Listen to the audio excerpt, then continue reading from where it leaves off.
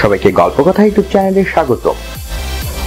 বিনোদন ও স্পোর্টসের এরকম আরো নিউজ পেতে আমাদের চ্যানেলটি সাবস্ক্রাইব করুন ও বেল বাটনে প্রেস করুন।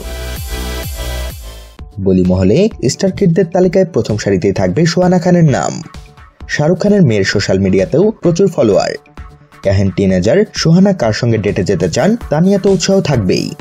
এবার প্রকাশ্যে সেই প্রশ্নের উত্তর দিলেন তিনি। ইনস্টাগ্রামে সোহানার কাছে তার অনুরাগীরা জানতে চান কোন তারকার সঙ্গে ডেটে যেতে চান তিনি। সোহানা দক্ষিণ কোরিয়ার অভিনেতা কিম জুন মেয়নের নাম করেন।